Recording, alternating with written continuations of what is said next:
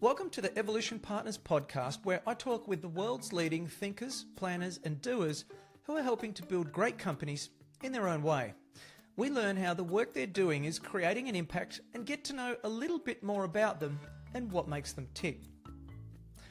This episode is brought to you by Evolution Partners, where we help leaders to confidently build enduring great companies using our proven, structured, strategic planning process that ensures you build and execute the right plan. Check us out at evolutionpartners.com.au. Also, you can check out our books, Made to Thrive, outlining how to be a great CEO, as well as Onboarded, which is about making your new hires more effective faster. Jim Grant is a leadership advisor, coach, and trusted partner to senior executives across Australia. For over 25 years, he's worked with more than 250 organisations to develop high-performing leaders and build teams that thrive under pressure. He's the founder of Jim Grant & Associates and the author of two books, The Leader as a Coach and The Emotional Intelligence Workbook, co-written with Susan David from Harvard University. Jim's work is grounded in evidence-based diagnostics and practical development frameworks, including the MSCEIT tool for measuring emotional intelligence, an area where he's widely regarded as a thought leader. What sets Jim apart is his ability to cut through surface-level leadership theory and go deep, challenging leaders to become more self-aware, emotionally intelligent, and behaviourally aligned with the teams they lead. Today, we're diving into the real work of leadership, what separates amateur coaching from professional leadership development. Why do so many coaches skip self-awareness and head straight to strategy? And how can diagnostics, emotional intelligence, and deliberate coaching skills create truly transformational growth? Jim, welcome to the podcast. Oh, thank you, Brad. I'm delighted to be here. It's so good to have you. Jim, what a great intro and career that you've built over many years. Maybe you could start by telling us about your journey, where you started, how you got into leadership development and coaching, and where you're at today. Well, my career is pretty diverse, Brad. I started as a secondary school teacher. It's such a long time ago, I'd rather not remember, but a very long time ago. And it's a job and role I loved. And then I actually became the head of the teacher unions in Victoria, which was a bit of a transformation from the coalface into representing what was 47,000 teachers in Victoria. And strangely enough, I then got headhunted out of the union movement, which is really curious, to go and work for ICI, who I'm sure all your listeners would know very well. And that was a really interesting introduction because they invited me to join without a job. And they said, well, I want you to learn the business for 4 to 5 months and we'll find something for you. And I thought that was an amazingly courageous and insightful way to recruit people. You know, and there were 3 or 4 of us came from the union movement at the same time. And I finished up in Sydney at a petrochemicals plant running HR. That's a grounding experience. I don't think I'd ever been in a petrochemicals plant, maybe driven by a few. And it was real coalface stuff. It was, you know, the down-to-earth, the real stuff of making petrochemicals, and it's a great way to learn the ropes. And then I moved across to a range of other corporate careers. I went to Huntsman Chemical, which is a global petrochemical player based out of Salt Lake, run by John Huntsman Sr., and my boss was John Huntsman Jr., which was a phenomenal experience because he was previously the US ambassador to Singapore, China, and Russia, and the governor of Utah. So it was quite a guy to have as your boss and mentor. And then I finished up in mining, and then there was this pause where I thought, what do I love about the work I've done? And it was all about people and leadership, and particularly as it impinges on culture and engagement. So out I went into the field of consulting and have been there for over 25 years now. Wow. How's it changed? When you started, I imagine the field would have been, before we even think about artificial intelligence or anything, I imagine the field would have been very different How's it changed that you've observed over the 25 years? I think a couple of things have changed. One is I think there's an increasing, almost a getting rid of people that I would regard as I want to be a consultant because I want to be a consultant. Or they're escaping, they're refugees from their corporate lives, and they go into the field and they sort of pretend that they know this stuff. And I don't think that's anywhere near as prevalent. I think people are actually working out. You've got to have a bit of grunt and background. And I think the other thing that relates to that is the very best consultants now have got significant experience in the workplace.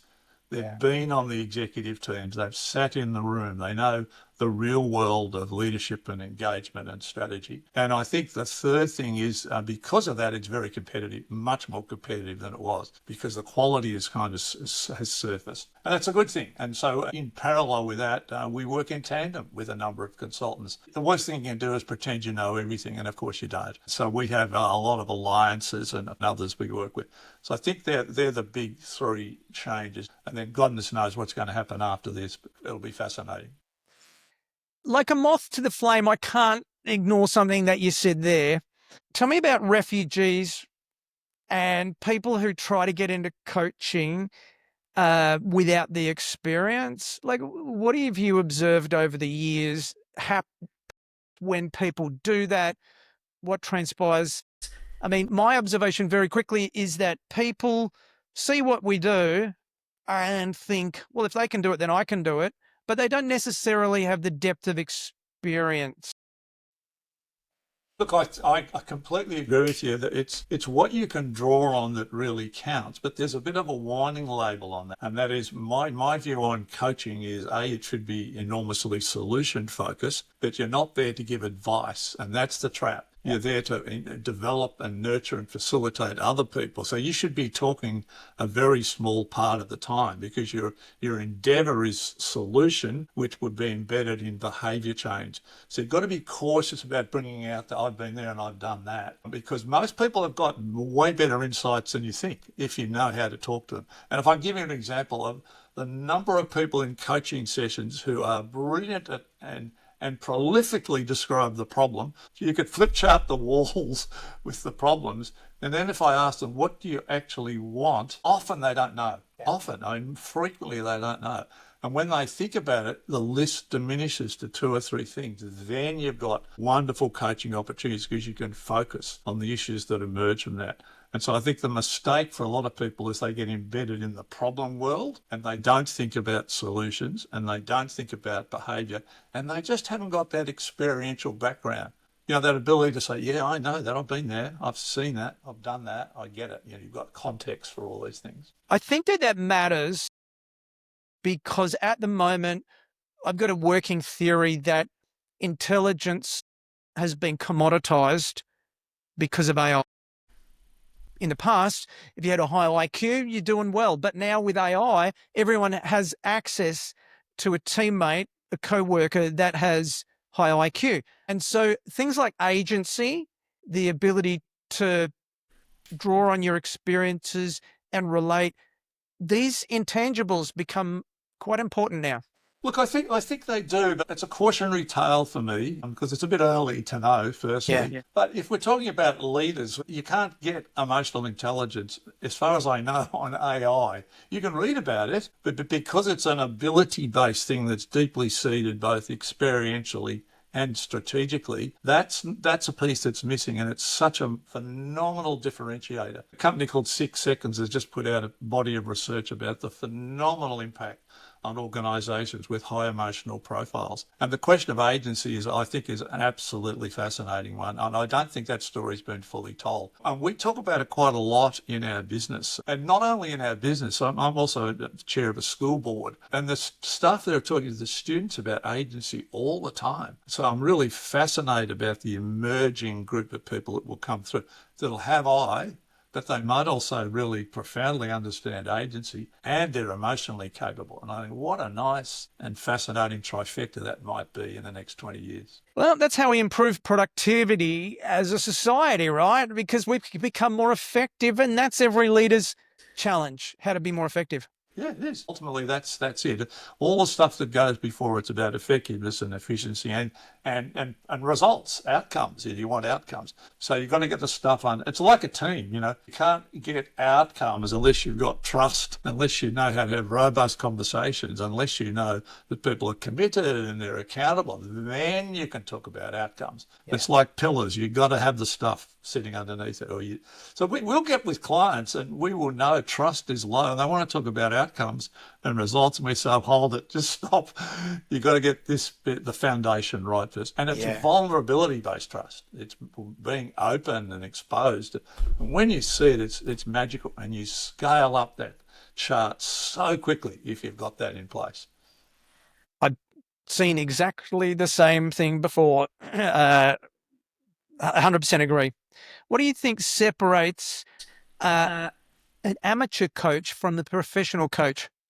Almost what I've said. Amateur coaches worry me enormously because they don't know a number of things. They haven't got the grit of experience, but they don't have technique. So I'm a bit in the school. That's why I wrote the book, that coaching has got some really measurable, validated and well-known diagnostic techniques. So when I started writing about it, before I wrote a word, I thought, what actually works? Can I prove that that is an outcome that will be delivered? And I spent a few days in Boston at the Harvard Institute of Coaching talking, and Susan David was the chair of that at the time, talking about the validity about solution focus and not moving to the space of advice and how you translate out of problem into solution. So I don't know too many amateurs who know that, frankly. Many times I've had people on leadership teams say to me, look, Brad, you know the answer. Why don't you just give it to us?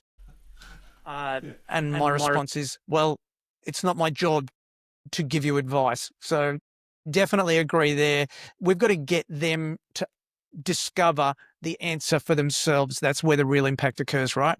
And that's the skill. That's the skill. That's the facilitation skill. And through questioning, probing, pushing them out of that deep embedded habit we all have to get embedded in problems, you know. And as I say, just asking simple questions like, what do you want? Listening intently to the language. The language is so revealing. And how you can just play back words that people say to you and say, did you really mean that? This is what you just said to me. So you're constantly facilitating the dialogue, and your hope is you get solutions. That's the great outcome. Tell me about the book that you mentioned. You've written two. You highlighted the one that you'd written and co-authored. What was the problem that you were trying to solve with that book? The Leader's Coach book. The problem I was trying to solve was really based on understanding what the data tells us about effective coaching. What's really evidence-based? What really works? And there's a lot of stuff that's quite well known, but there's stuff that wasn't. And so I was just incredibly curious about that. So I spent about a year and a half just getting hold of anything I could get hold of, research papers, books, articles, connections, networks, and collated that into a sort of folio of issues. Then went over to Boston and then literally sat down for 2 weeks and started writing. So my quest was twofold: curiosity, but also I wanted it to be something that I could give anybody and say, in this book there's tips, techniques, tools, photocopy it, plagiarize it, use them. And there's things in there about motive and personality and values. That thing you talked about sitting underneath it, that self-awareness piece. So it's just lots of grains of things people can pick up and use. And I wanted to be pragmatic. Because the real coaches are the leaders in the field. They're the real ones, not the guys like me, the mentors that sit on the outside. So it's written for people in real jobs with real people, coaching them and doing a whole raft of other things. Noting, of course, that coaching is not for everybody and it's not for every situation. There's lots of alternatives that leaders can adopt. So if you're going to coach, your brain should be going, I'm here for the development and growth of that person. If it's thinking something else, you're almost certainly not coaching. And that's the hard transition for a CEO or leader when they go from being the source of wisdom to having to ask the right questions. In my experience, A, having done it myself, and B, having observed other people done it. It's a real massive mindset shift that needs to be done.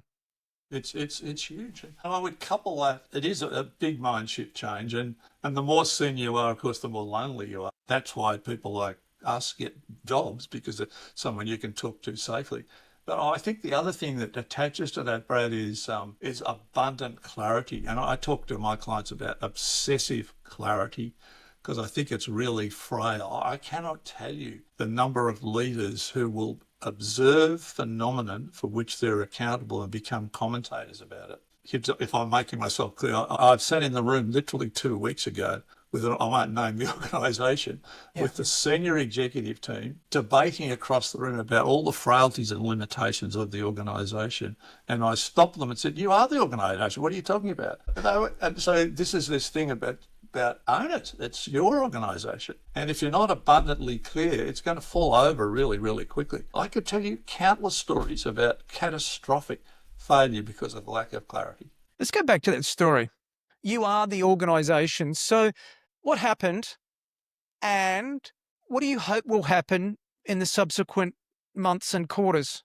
Well, what happened is the defaults that we all have. We're all really experienced and almost trained, I think, Brad, in the world of problem solving. I can't think of any course or study I've ever done that hasn't had problem solving somewhere in it. And you're brought up in your career to solve problems, and that's well and good. But if you're stuck in the problem solving and become a commentator about the problems, nothing gets solved. So literally just naming that issue in and of itself makes big change. It's constantly surprising. Just saying, hang on a tick, you're a bunch of commentators for phenomena for which you're accountable. Stop it. Stop doing it. You see that in the room. It's quite amazing. There's this gasp of realisation and the dialogue starts changing and you constantly go back to it. And then my related question is, are you clear? And I can't tell you how often people will say to me, oh, I was clear. And I say, how did you validate that? How did you know you were clear?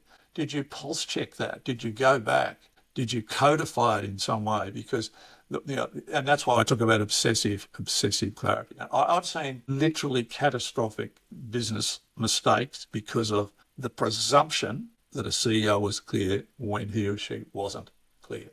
So tell me about obsessive clarity. What does it mean? Well, it means for me, so I'll give it by way of anecdote, so a real story. Obviously, I can't name the organisation. Sure. So CEO talks to a key executive. They have one major client, about 35% of their revenue. The ones that you just can't mess around with. Yep. And he gives him a project that is designed to leverage that major client substantially. If it works, it's a winner all round. Have the conversation. Goes away, and it's an international business, so proximity is an issue. Comes back several months later to this guy and says, how's it going? And the guy said, well, I haven't started yet. I'm serious, I haven't started. I said, well, I wasn't really clear on what you wanted. But the CEO rings me livid with rage about this person not being clear. I said, well, it's your problem, isn't it? Did you check in the moment that you were clear? Did you ask this person to come back to you and state with absolute certainty exactly what the activity was and the measures and the timelines, and did you write it down and did you pulse check it regularly? That's not micromanaging, that's just smart. But another one, you'll get me, all my pet hates is CEOs who say, I don't get into the detail as though it's a badge of honour. It's absolutely catastrophic. The question is, which detail do you need to get into and how do you behave when you're in the detail? So you had in this example both of those things as fail points. Yeah. There is so much information. It is an art and a skill to be able to filter out the smaller details that you need to work on and focus on. How do leaders figure out that filter, do you think? The good ones I'm not sure what it is, but they seem to have an innate sense to know what truly matters. They can sift through the wheat and they can highlight the things that's either high risk or high potential outcome, one or the other. So it's almost like putting it into a matrix, and they're very instinctive and intuitive, and they get it, and they get really involved in that. And the other funny thing, nobody minds and nobody thinks it's micromanaging because they know how to behave when they're in the detail. They're curious. They're not second guessing. They're not crawling all over the person. They're not asking for hourly sales data, which one CEO I know did. So I think it's an intuitive skill And the best leaders, they've got it in truckloads. I've seen that before, the hourly sales data or the daily sales funnel watching. What's your advice for a leader who's stuck in that situation? Don't.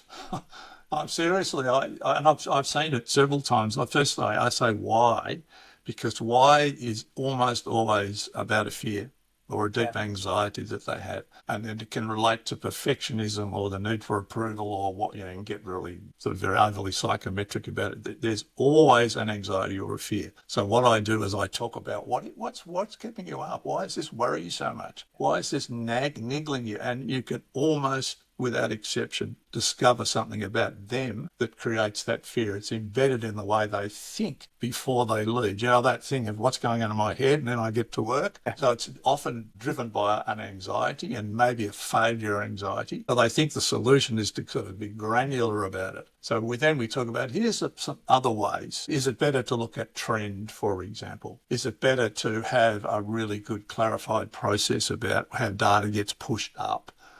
Is it better to be able to identify the critical 2 or 3 KPIs that you're looking at? You know, people, and they all go, yeah. But I reckon it's very fear-driven. Yeah. My reflection on that is they probably don't entirely trust the person who is accountable for that number, sales manager or whoever. And that's a fear. Yeah. You know, of itself. And remember, I was talking about teams, that vulnerability-based trust sits at the root of effectiveness. So if you haven't got that kind of relationship where the sales guy is saying, you know, I want to expose this, I'm really worried about client Y, or I don't understand this, or I need help, or I need support. Great leaders say, thank you, come in. But this is exactly what you need. So the issue of trust becomes, it's just central. And if it isn't vulnerability based, you don't kind of go up the next step, which is robust dialogue. Who's going to have a robust dialogue with someone they don't trust? No, it doesn't occur. That's the foundation. Going back to your book, as an author, I can say that through the project that is a genuine book, not a business card, you learn things. There are things that surprise you in the research project that becomes the book. Were there any things that surprised you or validated something that you perhaps thought? Any surprises that came out as you researched the book?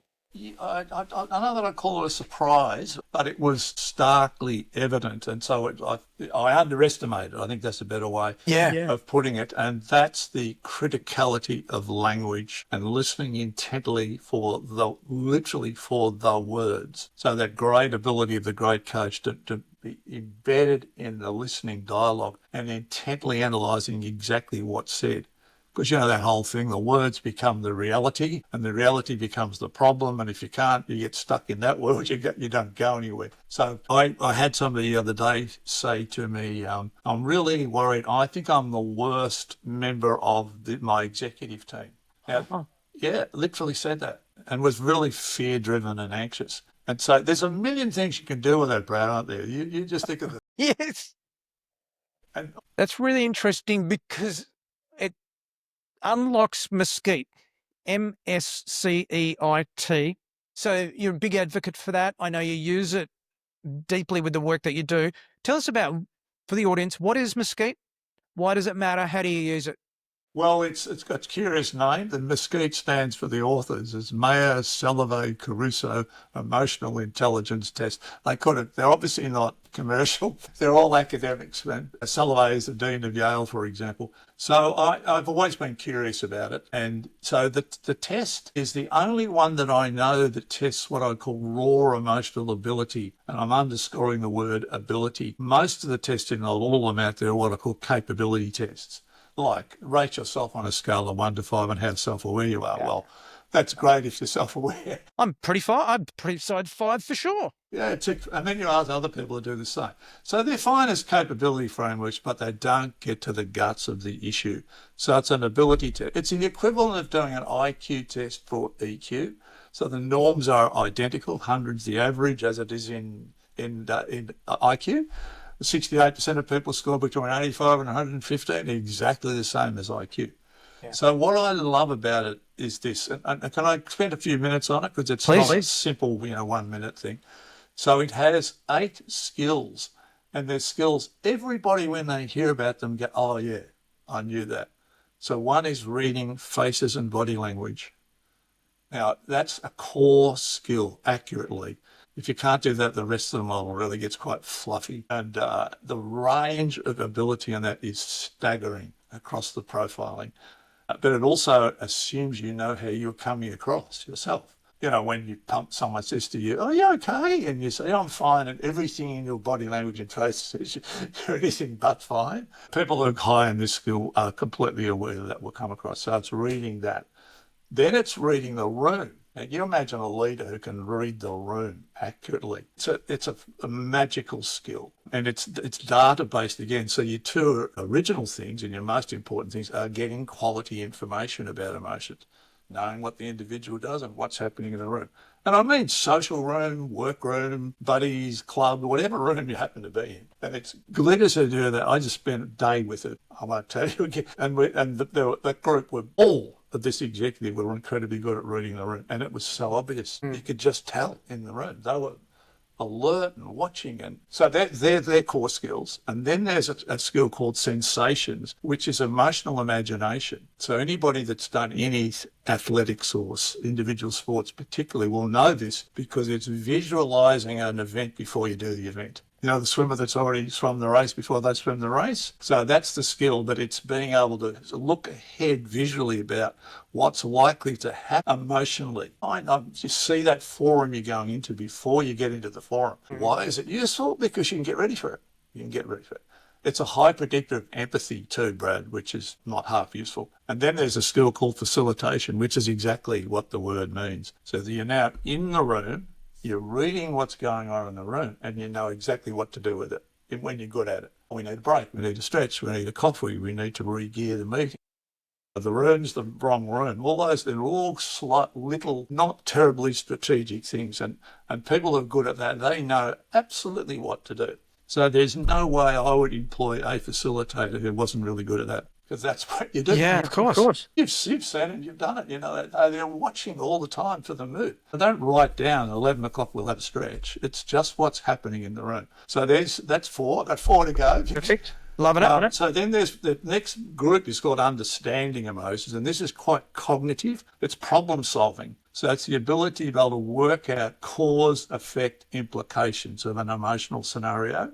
And then it's secondly understanding how complex it is. What are the variables that are going on? Because it's a really curious thing about emotions that we have a lot of them concurrently or in rapid sequence. We're not just doing one thing. We're doing a lot of them. So people who are good at this are not black and white about emotions. They get the broad picture, that rich emotional vocabulary. And so when they're managing people, they know exactly what they're managing. And the last 2, the obvious outcomes of all of those is managing your own emotions and managing others. And I don't mean the world, I mean people for whom you have a responsible relationship.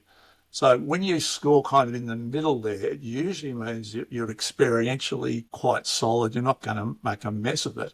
But if you get big scores, you're quite strategic about it. For example, you don't ever have back-to-back meetings. They are an emotional disaster. Yeah, there's a fascinating Microsoft study which actually watched brain imaging and compared people who had breaks with people who didn't have breaks, and it's stark. It's not slight. I've seen it. I know the one you mean. You know the study? Yeah, I do.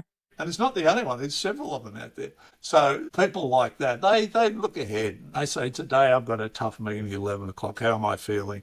How are others feeling? They get emotionally ready. And you can be good at one, not the other. And you can be a suppressor or a ruminator. And there's a multiple number of iterations in that. So what you get is this fantastic profile about which you can do something, because it's an ability test. And consequently, you can move on these, some of them incredibly quickly. You can learn to read faces very quickly, read the room very quickly. Mm-hmm. So it's gold for leaders. And the correlation between that and leadership effectiveness is now without dispute. It's a major variable. There are so many people out there who are trying to sell assessments, and I can't help but come at it from a skeptical lens for the average one. And I go straight to Myers-Briggs, and I hesitate because I think, should I say this publicly, but I will because it's only us in the audience. So the story goes, the Myers-Briggs people were thinking about starting a religion, and they couldn't get it to the business model canvas to work, let's say. So instead they started Myers-Briggs, which is borderline astrology, right? And you know that astrology, like a lot of it is just made up anecdotally, have a big moat between what you're describing, data-based, and some of these other assessments that are not very good. So I love it that it's data-based. How do you get teams to embrace it and maximize the potential of it? Well, prior to that, unless I'm really in a compelling way convinced that it has construct validity, face validity, and predictive validity, I won't touch it, essentially. Yep. The exception of that might be a tool that's a good conversation starter. I'm asking about MSCEIT. Sorry, Jim. Yeah, same thing. That's why I love MSCEIT, because it has all of those three things. So what was the second? What was the extension? Well, how do you get them to embrace it? How do you get them to maximize its potential? It's really easy to get them to embrace it because it's intuitively attractive. It's just hugely appealing. We're intensely curious about this. And the minute you start talking about the model and what it means and its validity, they get engaged really quickly. It's in our world, it's a really easy sell. I've never had anyone say no, don't do it. Yeah. And then in the room, they embrace it incredibly quickly. You get this sort of quietness in the room. Oh, you know, there's like those light bulb moments because you're just getting a whole lot of information about who you are. Oh gosh, I didn't know I wasn't good at reading face. No, you aren't, but you can get better at that. How good would it be if I can match the mood and the task in the room? So it becomes real. It becomes really authentic and palpable, and people do stuff with it. And we've measured time 1 and time 2, and it's quite striking when you retest. It's really striking. And so I guess what you get out of that is self-awareness. And so you've said before that self-awareness must come before strategy. Within that context, how does what you call the mental reset apply? Well, it depends where you're sitting. You know, whether you're new in role or an experienced leader, and there are just different forms of mental reset, and they all come back, in my view, to self-actualizing or self-efficacy. You know, describe it in any way you want, because they're foundational human issues, and they go to, and you know this stuff, they go to simple but profound concepts like, am I absolutely aware of me? You know, what I value, what am I motivated by, what's my personality characteristics, what are my preferences, how do I see the world, what's my purpose in life? But that's not enough, because then you've got to take absolute accountability for it, you know, because it's great to have the data, but if you're not accountable for it, if it's to be, it's up to me. And then there's the efficacy questions, which are, you know, about values and the like. I've never seen a leader succeed without bucket loads of that stuff and prioritizing and refreshing it. They don't sit in it and say, I've done it and it's done. Constantly curious about it. And they do it. Really interesting thing, which I'm sure you know, is they're always seeking feedback. Constantly. They are. Yeah. And it's not the 6-monthly review. It's all the time. My reaction to that is the job of a leader is to grow the people around them. The way to grow them is to give them feedback. So it's a two-way street. They want it. In my first book, I think, I drew upon a HBR study which spoke about people want the feedback that leaders don't want to give. And so more than anything, they did a study and they asked a whole range of people, do you want to get constructive feedback? And it was off the chart. Do leaders, their bosses, want to give them feedback? And it was negative. So people want the feedback that you don't want to give. Like, it's a fundamental part of your role as a leader, regular, not annual performance review, all the time, coaching, correcting, because your job's to grow those people. Yeah, and I've seen it, and it's highly avoidant paper, and again, it's fear driven. It's a fear of Yeah. being not liked or not belonging or upsetting somebody, and it actually has the opposite impact. It really does. And that issue that's implied in your question is that the science around immediate feedback is massive and overwhelming. People want to know now. What am I doing now? Tell me now. It's 30 seconds. I call it corridor feedback, but I think the cause of it is it's just a fear driven thing. I'm going to upset somebody. I'm going to dishevel somebody. And the reality is, if you're good at it, it doesn't do any of those things at all. Yeah. I think it comes back the more that I reflect on what I observe. We've always got current working theories in our brains. And what I'm hearing is principle-centered leadership. As a leader, having a set of principles that you live and stand by that are enduring.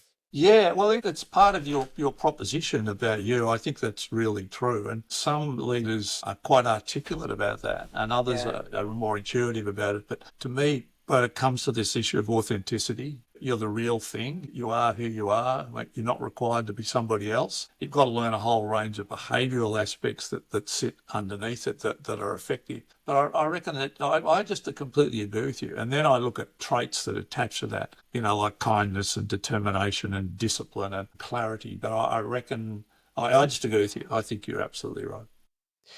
Do you think that everyone is coachable? There's a binary or a spectrum perspective.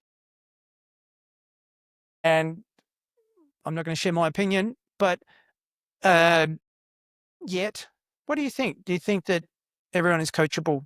No, I don't think everyone's coachable. And I know that's quite a controversial question. And there are some people who they just do not want to be coached. And therefore, why would you waste your time coaching them? And there are some people who you coach and it's just not effective. They're quite closed off to it. So that's more my reality. But I would say, if I was to do the numbers on it, way in the majority, I would say people are up for coaching. But if it's done badly, they lose their appetite for it, and they become really cynical about it and fold their arms and nod and won't partake in it.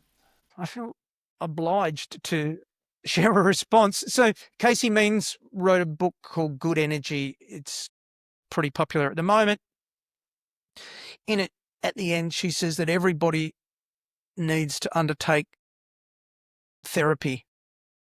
It's binary, every single person.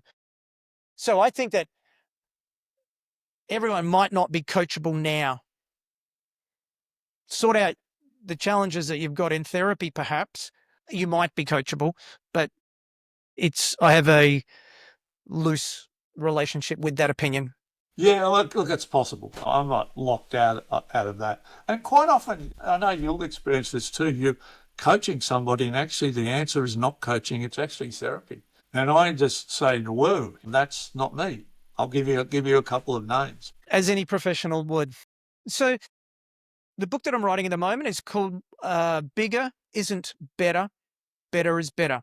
It's about, don't set huge goals and thin out your business, and instead compound your business. Focus on building a better business. In the context of that, how would you describe a better business? I'd say a number of things, and I think you just hit on one, is tangible goals that don't stress you the minute you look at them is really important. Because you've got stuff, it's like losing weight, unless you actually start losing some, your energy to lose more drops away. So I see people setting audacious, I'm not a big fan of the idea of big, hairy, audacious goals. I think they're too confronting and too difficult. So I'm really completely on the same page with you on that. I think the second thing is, and this is hardly new or hardly me, is the very best have a really abiding sense of purpose. They really know why they exist, and they're really able to answer the question, which is, if you did not exist, who'd care? It's a really interesting, you have to try it. It's a really interesting question. And then, of course, they have all the stuff that sits underneath that, enormous capability, and they're incredibly and intentionally selective about that. They don't mess with that. They have great high-performing teams. They're authentic, and they have what I don't know quite how to describe this. They have traction. and momentum. There's like a flow. There's something. It's like a river. You just watch it. It's quite stunning. Very hard to describe, but when you see it, it's magical. And we've got a few clients that could say all of that is true, and some not yet. And I stress not yet. Well, it's the job to the do. It's why we get paid. What is a book that you might recommend for our audience? I think there's two books, and one I'm a bit biased, but not because I wrote it, but Susan David wrote it, and it's called Emotional Agility. And it's a bit of a follow-up to one we wrote, but much more. Well, firstly, it's had her TED Talk has had, I think, 7 million views. That gives you an idea. It's a profoundly useful book, and it builds on the whole emotional intelligence thing in a totally readable way. And then I just finished reading this, Love, Hope and Leadership by Gary Bernison, who is the CEO of Korn Ferry, and it is a wonderful leadership book. And it's written in this really lyrical, anecdotal way. I've read it literally in a sitting. Wonderful. I'd give you 50, but they're my current ones. No, 2 is much better than 50. The filter matters. We'll put those in the show notes. That was Emotional Agility and Love, Hope and Leadership. Yep. It's good. How can people learn more about you and your business? Well, we have, like everybody, we have a website, Jim Grant and Associates, and I do a lot of stuff on LinkedIn, and it's a pretty significant following, so I'm constantly posting thoughts and ideas. I don't know when you think I'm really no fan of the LinkedIn thing that says award-winning something or other, or exaggeration about who you are. I think the posting of ideas is most better. They're the best two ways to access us. Yeah. I definitely agree. Show up authentically. I guess in your version of a thought leader or sharing ideas. Yeah, no, that's right. So I don't mean they're right, but they're out there and they're shared, and they're meant to be provocations, and they're based on something I love it if I can say something that I know has got good evidence that I can say, here's where I got that from. We are kindred spirits in that sense, my friend. What haven't we discussed today that you wanted to cover off? No, look, I've enjoyed the conversation. Thank you. It's great to talk in an open way and not sort of filters in the middle of good dialogue. So I appreciate it. Thank you, Jim. Thank you so much for sharing your wisdom today. I've also enjoyed the conversation. It's a great pleasure. It's good to talk to you, Brad. Thank you. Cheers. Well, I hope you enjoyed the episode as much as I did. If you'd be kind enough to leave a review for the podcast, that'd be really helpful to other like-minded entrepreneurs, and then we can grow our community. If you want to find out more about our guests, head over to evolutionpartners.com.au/podcast, where you can find show notes and other additional reading. Hope to see you back next week. Until then, keep thriving.